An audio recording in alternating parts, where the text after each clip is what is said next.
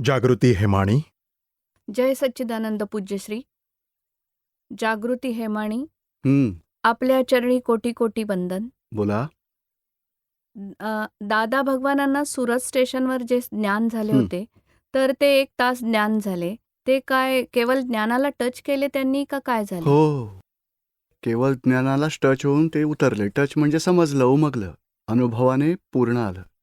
100% समजलं.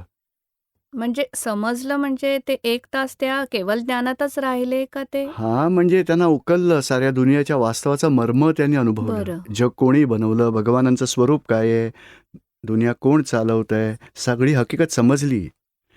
आणि 356 डिग्री एवढा अनुभवही आला. हां. 360 डिग्री एवढी समजही आली. थोडासा अनुभव बाकी राहिला. त्यामुळे केवळ ज्ञान पूर्ण नाही झालं. बरं. आणि आत्मज्ञान पूर्ण अनुभवास आलं. आत्म्याचं स्वरूप 100% अनुभवास आलं. बरं. आणि असं वाटतंय की पुरुषार्थ करण्याची शक्ती तर खूप आहे, पण इच्छा मारली जाते. आणि आता चंचलपणा एवढा वाढलाय की काही करायला बसलो तर हे करू का ते करू टाइमपास होतो, मग विधी वाचन राहून जाते. मग त्यामुळे जागृतीतही फरक पडलाय. जागृतीबद्दलची कमी झाली आहे ती. चला बाकी पण आता काय करायचं आहे की जी काही स्थिती असेल त्यातून एक स्टेप पुढे चालायचा, पुरुषार्थ करायचा.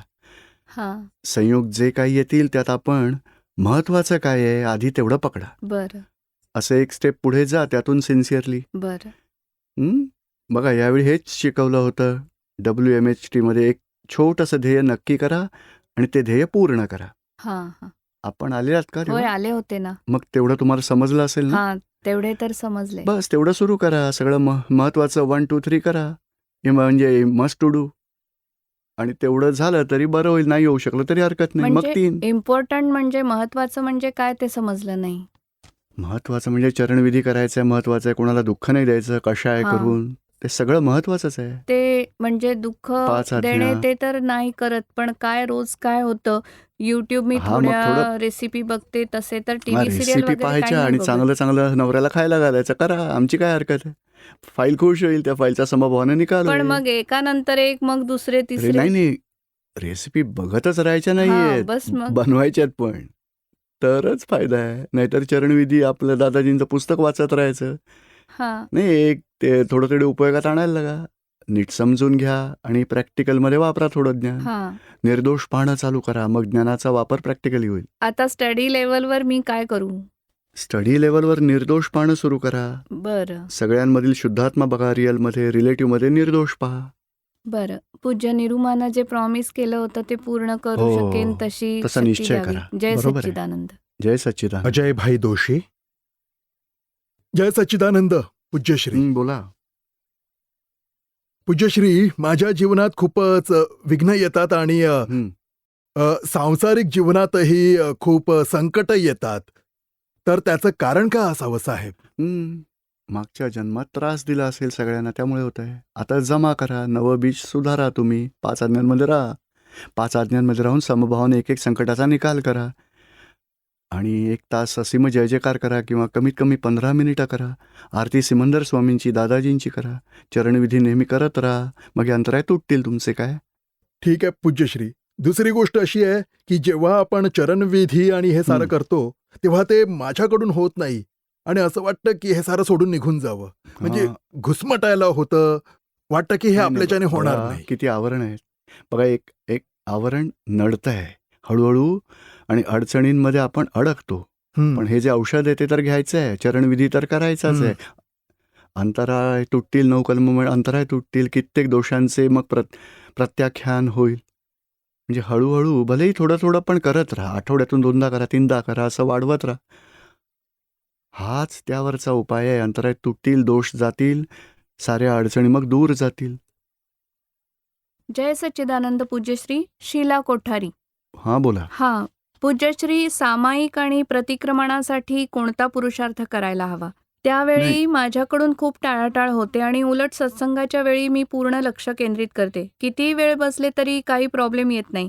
पण सामायिक आणि प्रतिक्रमण न करण्याची कारणच मिळतात.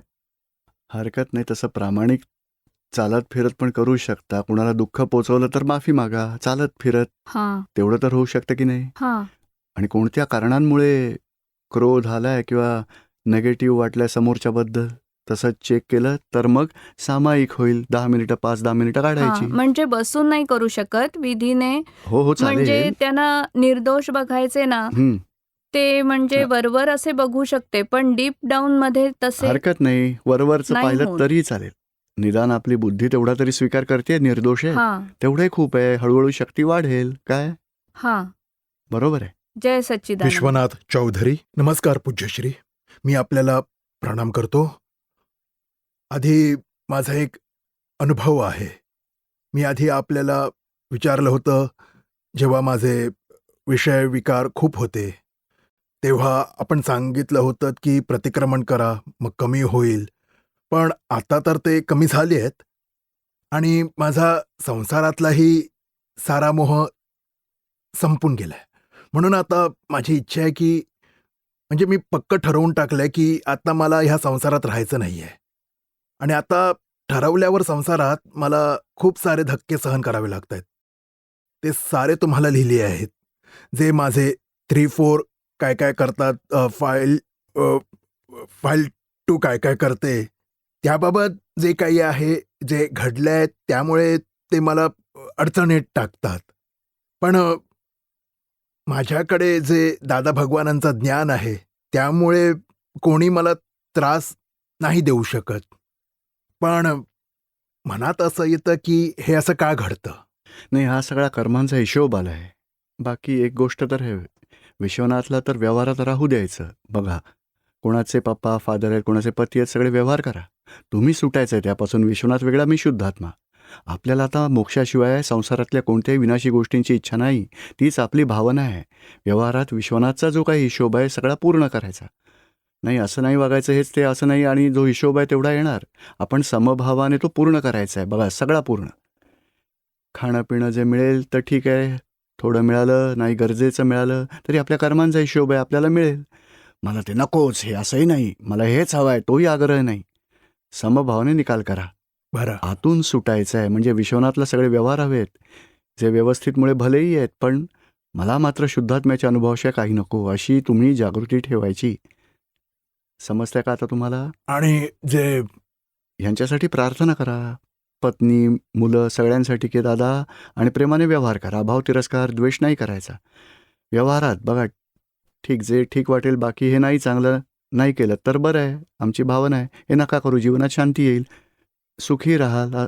तसं असं तर ठेवायचं. 2 वेळा मी चरणविधी सुद्धा करतो. हो, तो करायचा. आणि जेवढा चरणविधी करतो तेवढा मी त्यात दादा भगवानांच्या तन्मयकार होऊन जातो.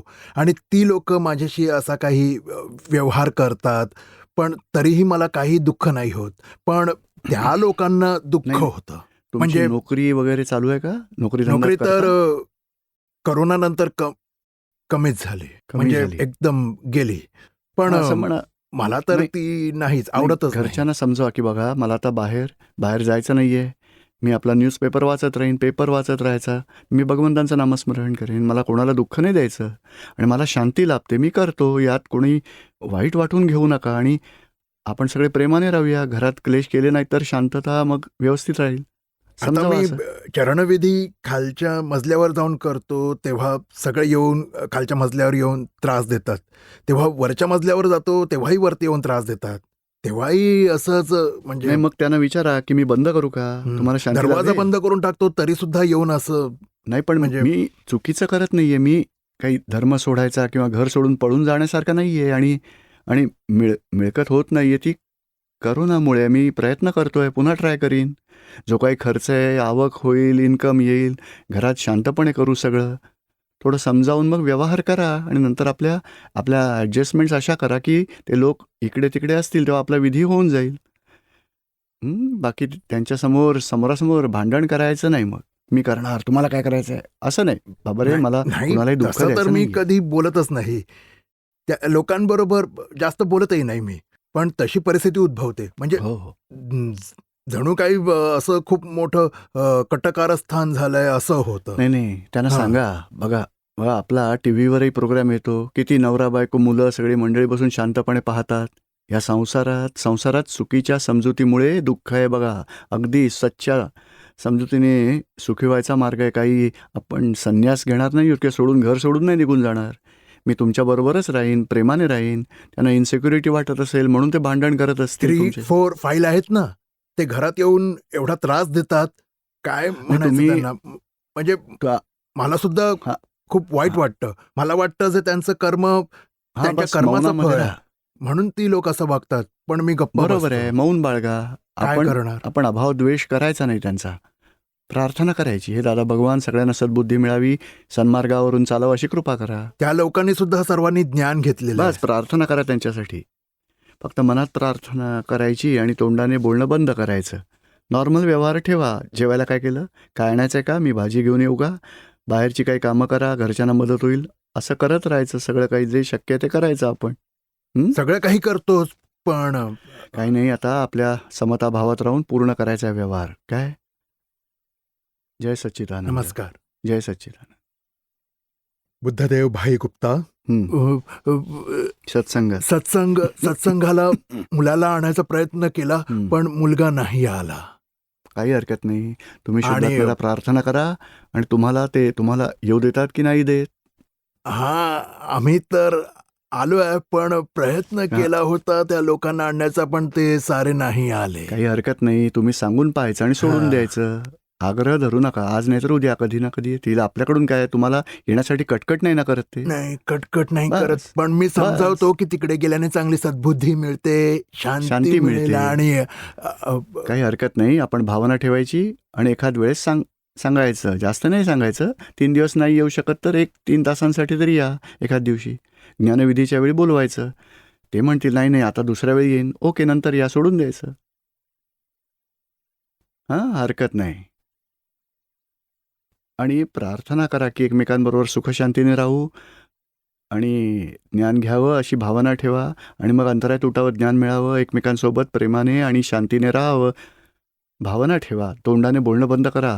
तुम्ही असं नका करू, असंच करा, काही हे बोलायचं सारं नाही. तर एकदम बंद करून टाकलंय. प्रार्थना असं करा, आता मनापासून काहीच बोलत प्रार्थना नाही. करायची. हा, प्रार्थना हो, फक्त बस. मनापासून करतो की हे दादा भगवान त्यांना सद्बुद्धी दे बस.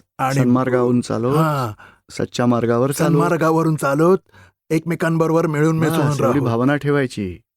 जेवढ्या वेळात दिसेल असं तेवढ्या वेळा प्रार्थना करायची मनात शुद्धात्म्याला. बरोबर आहे. जय सच्चिदानंद. किरणबेन देवी. पूज्यश्री, माझी जगत कल्याणाची भावना खूप आहे आणि मी ते करतेही, पण कधी कधी असे वाटते की भावना प्रधान होतीये असे आता म्हणजे वाटते आहे. कधी असा कोणाचाही पैशांचा प्रॉब्लेम असतो तेव्हा असं वाटतं की हा त्यांचेही चला आपणच काढूया तिकीट, जे काही होतं त्यावेळी असे. तेव्हा आता फाईल 3 सुद्धा असेच म्हणते की मम्मी तू जास्तच होतंय, असं नाही का वाटत तसे? बरोबर आहे. बघा, बाहेरून सिग्नल मिळालाय, रेड सिग्नल. नॉर्मॅलिटी ठेवा, अबनॉर्मल नका हो. शक्यतो व्यावहारिकच आणि सत्संगात आणण्याचा प्रयत्न हा, करायचा. सत्संगाला आणण्यासाठी सत्संगात जरूर या आणि आग्रह ठेवू नका. आग्रहामुळे सगळे रागावतील. जर बघा, ग्रीन सिग्नल ऐवजी मग रेड सिग्नल ठेवायचा, हे जास्त आहे. नाही, सत्संगासाठीच, बाकी कोणत्याही गोष्टीसाठी हो, पण इन्फॉर्मेशन द्यायची, आग्रह धरायचा नाही. हा, नाही ते लोक पुस्तकं देऊन बघा, टीव्हीचा प्रोग्रामची माहिती देऊन पहा, इन्फॉर्मेशन बघा. हा, तेच करते बस. किंवा YouTube वरून दाखवते असे बरोबर आहे. काही. कधी त्या लोकांच्या घरी, एखाद्याच्या घरी सुद्धा जाऊन असे कोणी असेल तर तसेही करते. हरकत नाही. हा, पण म्हणजे त्याचा कसा म्हणजे निकाल करायचा? हा, बस प्रार्थना करायची आणि हळूहळू सगळी मग माहिती देऊन ठेवायची. बाकी आग्रह करायचा नाही. हा, इन्फॉर्मेशन द्यायची की आता 3 दिवसांचा प्रोग्राम आहे, आम्ही लोक चाललोय, नक्की या, सांगून सोडून द्यायचं. मग आग्रह आता करायचा नाही. कोणाला जर यायची इच्छा असेल ना, तर ते असे सांगतात की आम्हाला पैशांचा प्रॉब्लेम आहे हा, असे. मग मला असं वाटतं की चला, त्यांना सत्संगाला यायची तर इच्छा आहे ना, मग मदत करायला ते हवी. करा, हरकत नाही. पण मदत केल्यानंतर हे समजून घ्या. समजा ते नाही आले तरी आग्रह करू नका. येत असतील तर सपोर्ट करा, शांतपणे घेऊन यायचं. थोडा मग खर्च जरी तुम्ही केला तरी हरकत नाही, करायचा. बरं. आणि पूज्यश्री, म्हणजे सामायिक तर मी करतेच, पण ते तसे दिसत नाही मला, म्हणजे वेगळे क्रोधाने, मनाने. काही हरकत नाही. जे दिसतंय तेवढं करा, हरकत नाही. हा, जे तुम्हाला प्रॉब्लेमॅटिक वाटतंय तेवढं आठवून धुवून टाका, प्रतिक्रमण तसे करा. तर तासन-तास दिसते, पण खूप वेगवेगळे झालं. नाही दिसू नाही शकत. नाही चालेल, जेवढं दिसतंय तेवढा तरी कचरा मग कमी होईल, पुढचं नंतर दिसेल. जय बरोबर आहे. सच्चिदानंद जय पूज्यश्री. सच्चिदानंद. केशव प्रामाणिक. बोला. जय सच्चिदानंद पूज्यश्री. हा बोला. आपले विचार दोष कधी क्वचित होतात, तेव्हा आपण जागृती ठेवतोच हम्म. की मी कोण आहे, कोणाला हे विचार बरोबर आहे. सुचतायत, पण तरी ते आतमध्ये खूपदा असतात. असं का होतं? नाही, तो भरलेला माल बाहेर पडतो. ज्या भावाने भरलेला आहे त्याच भावाने बाहेर पडतो. त्याचं प्रतिक्रमण करायचं केशवकडून. केशव माफी माग, पुन्हा ते येऊ नयेत असा निश्चय कर, आणि दादाजींचं पुस्तक वाचा, 9 कलमं वाचा, शांतपणाने वाचा. समज जेवढी बदलत जाईल त्याचं समाधानही मिळेल, कचरा बाजूलाही होईल. समजतंय आता तुम्हाला? हां, ठीक आहे. जय सच्चिदानंद. जय सच्चिदानंद. पिंटू मोंडल. जय सच्चिदानंद पूज्यश्री. बोला. पूज्यश्रींच्या चरणी कोटी कोटी नमस्कार. मी मी मी तर कायमच आपल्याकडून ज्ञान घेतलंय. 7 वर्ष झाली. 2015 मध्ये मी ज्ञान घेतलंय, पण तरी आपल्याशी बोलण्याची खूप भीती वाटते, आणि ही भीती अजूनही कमी झाली नाहीये. बोलायचं खूपदा ठरवतं, पण बोलू शकत नाही. जे ठरवलेलं असतं ते मी बोलू शकत नाही, विसरून लिहून जातो. द्यायचं. डायरी ठेवायची, लिहायचं आणि विचारायचं लिहिलेलं.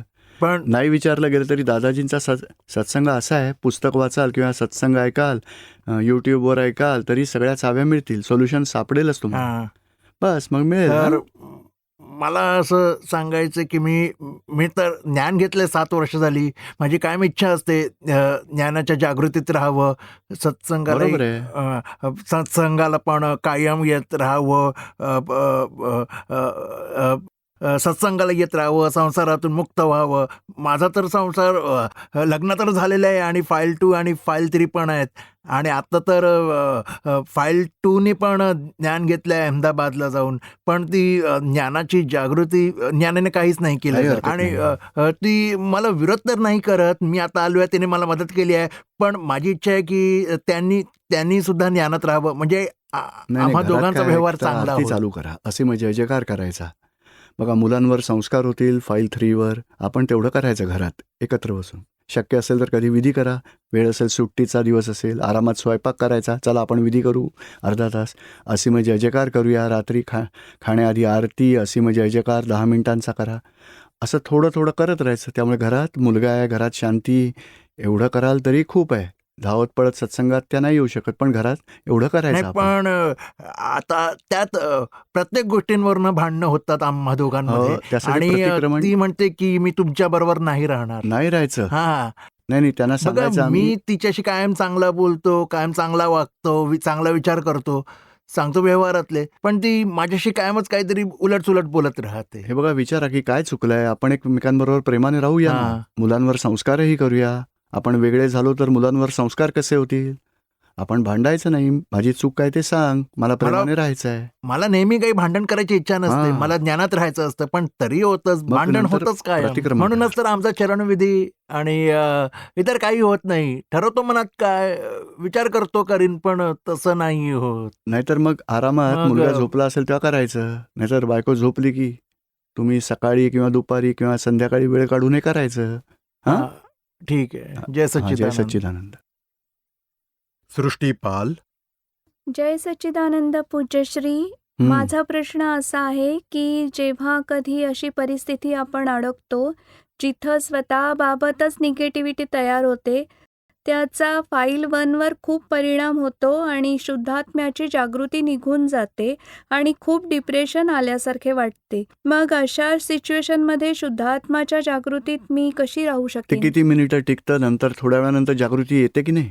नाही, सारा दिवस डिप्रेशन असतं, संपूर्ण निगेटिव्ह वाटत राहतं, काहीच आवडत नाही त्यावेळी. हे बघा, अशा वेळी दादाजींकडे शक्ती मागा, आणि दादा भगवानांचा असीम जय जयकार मोठ्या आवाजात म्हणा, आणि चरणविधी किंवा एखादी दादाजी वाणी वाचत राहा. त्यामुळे नवा विचार मिळेल, मग नव्या चाव्याही मिळतील, मग सोल्युशन काढता येईल तुमच्या प्रॉब्लेमवरही. आणि अशा कोणत्याही सिच्युएशनमध्ये मी असले तर मला नेगेटिव्ह असं वाटायला लागतं, म्हणजे अहंकाराला सफरिंग आहे. बघा हे सगळं बुद्धीला सोल्युशन काढता आलं नाही आणि अंकाला टच झालं तर निगेटिव्हिटी येते. वाटते म्हणजे सारे निगेटिव्ह बोलतात, मला अगदी इग्नोर करतात, माझ्या नाही मग विरुद्ध जे काही. अपमान वाटायला लागतो, आपल्याला का अपमान वाटावा म्हणजे सांगा, तो संयोगाधीन आहे. त्यांनी दुर्लक्ष केलं तुमच्याकडे, कोणी शाळेतले फ्रेंड्स हां. ते इग्नोर करतही नसतील, आपल्याला काय माहिती सांगा. आणि एवढंसं दुर्लक्ष केलं तर एवढं दुःख झालं का? आणखी काय काय प्रॉब्लेम्स येत आहेत? अपमान करतात, खूप काही करतात. पण अपमान कशावरून करतात? तुम्ही तर फक्त कधी कधी अपमान का करतात? काही व्यवहार घडतो का त्यांच्याशी तुमचा? म्हणजे काही त्यांनी डिमांड केली, अपेक्षा ठेवली, तुम्ही नाही म्हटलं, नकार दिला असेल त्यांना म्हणून ते काही वेडवाकडं बोलत असतील, असं काही झालंय का? कारण नसताना करतात. हां, पण दुःखी व्हायचं नाही, समजायचं ते संयोग आहेत, ते लोकही आपल्या चिंतांमध्ये अडकलेले आहेत. आपल्याला दुःख दिलं गेलं आहे. हे जे दुःख दिलं गेलं आहे त्यांच्या लक्षातही नसेल आलं, आता बंद. कारण त्यांना टेन्शन आहे त्यांचं. ते आपल्याला काही बोलून गेले, आपल्याला वाटलं माझं इन्सल्ट झालं, मला इग्नोर करतायत. ते आपल्याच काळजांमध्ये व्यग्र आहेत. म्हणून त्याचा आपल्यावर परिणाम नाही होऊ द्यायचा, आपल्याला अपमान वाटतो तो. म्हणून तुम्हीच सृष्टीला सांगा, का दुःखी होतेस? बघ दादाजी आपल्या बरोबर आहेत, आपण ॲडजस्टमेंट घेऊ. त्यांचा तो मूड नाही आहे, तर त्यांचं ते दुःखाचं कारण असेल, आपल्याशी त्याचं काही देणं घेणं नाही आहे. आपण डिस्टर्ब व्हायची काहीच गरज नाही. आपण आपली इतर कामं करू, अभ्यास करूया, विधीविषयी कामं करूया, वाणीचं काम करा, वाचन, दादाजींच्या वाणीचं वाचन करा किंवा थोडं प्रतिक्रमण सगळी आतल्या ॲडजस्टमेंट्समध्ये बदल करा तुम्ही. आपण का दुःखी व्हायचं? आणि निगेटिव्हिटी आणून सेल्फ निगेटिव्हिटीमध्ये का जायचं आपण? मग असं काही करायचं नाही. मग मी जेवढं चांगलं बोलण्याचा प्रयत्न करते तेवढे निगेटिव्ह बोलतात, म्हणजे चांगले हो, मग वागत तुम्ही नाही. कमी व्यवहार करा. अहो 10 मुली असतील त्यात एखादी तरी चांगली भेटेल तुम्हाला. तिच्याशी व्यवहार करत राहा, बाकीच्यांशी कमी करा तुम्ही, मौनात राहा. ते बोलतील तेव्हाच बोलायचं, नाही बोलले तर आपण बघायचं, जाणायचं आणि आरामात राहायचं. आपल्यावर का परिणाम होऊ द्यायचा? कारण आपण आपल्या बुद्धीने असा विचार करतो की हे लोक माझ्यासाठी असे आहेत, तसे आहेत. आपण आपल्या अपेक्षा काढून टाकू आणि फाईल आहे समभावाने निकाल करूया. ती आपली प्रवृत्ती असेल, आपल्याला ॲडजस्ट होता येत नसेल तर आपण त्यावर आपण सोल्युशन काढायचं. असं 10-15 इतर फ्रेंड्स असतील, त्यात ज्यांचं कुणाशी आपल्याशी जमेल त्यांच्याशी व्यवहार करायचा आपण. नाहीतर दादांच्या परिवारातल्या आहेतच सत्संगासाठी, आठवड्यातून एकदा येतात, त्यांच्याशी व्यवहार करा. बाकी अभ्यासाबाबत तर ट्युशन आहे, क्लासेस आहेत किंवा आपणच चांगला अभ्यास करून पास होऊन बाहेर पडायचं मग. मग हे मित्र लांबच जातील. एखाद्या दुसऱ्या वर्षासाठी ते आहेत फ्रेंड. बाकी दुःखी नाही व्हायचं, निगेटिव्हिटीमध्ये नाही पडायचं. हां, थोडं स्ट्रॉंग बना आणि बघा असाच संसार आहे. खरोखर जरी निगेटिव्हिटी आली तरी जागृती ठेवावीच लागेल. अपमान झाला तरी सृष्टीला सांगावं लागेल, जमा कर हे सगळं. आपली मानाची ग्रंथी तुटते आहे, उपकारकाचं आहे, निमित्त आहे. अपमान वाटला तर ज्ञानाची दादावाणी वाचा, 5, 3, 4, 5 आहेत. मग ज्ञानाची चावी मिळेल, मजबूत व्हाल तुम्ही. समजलं आता तुम्हाला? संसार आहे, कधी ना कधी अपमान होणार. लग्न झाल्यावर तर सासू आहे, नणंद असेल, धाकटी मोठी जाऊ, नवरा, सगळे काही ना काहीतरी येणारच प्रॉब्लेम. ॲडजस्टमेंट तर करावीच लागेल. मग दुःखी व्हायचं नाही. संसारात कोणती परिस्थिती उद्भवू दे, प्रत्येक वेळी आपण ॲडजस्ट करू शकू एवढं भक्कम बनायचं. समजलं मग का ताई? डिप्रेशन आले तर मग कसे? डिप्रेशन असतं ना, हे डिप्रेशन नाही येत तेव्हा सोल्युशन सापडत नाही. सॉल्व नाही करू शकत, त्याचा परिणाम तसा होत असतो. सॉल्व करून तर पहा, तुमची खूपच जागृती वाढेल, ठामपणा वाढेल, स्ट्रॉंग पॉझिटिव्हिटी वाढेल, स्ट्रॉंग व्हाल तुम्ही. सॉल्युशन काढा. का हे माझ्या बाबतीत असं घडतं? व्यवस्थित आहे, तो शुद्धात्मा आहे, फाईल आहे, समभावाने निकाल करायचा आहे. आणि हे फाईल 1 बरोबर घडतं आहे, माझ्याबरोबर नाही, मी तर शुद्धात्मा आहे. हळूहळू ज्ञानाचा वापर करा, फरक पडेल बघा तुम्ही. आणि शेवटी दादाजींकडे शक्ती मागायची, दादा मी समभावाने निकाल करेन, व्यवहाराचा अशी शक्ती मला द्या. जय जय सच्चिदानंद. सच्चिदानंद.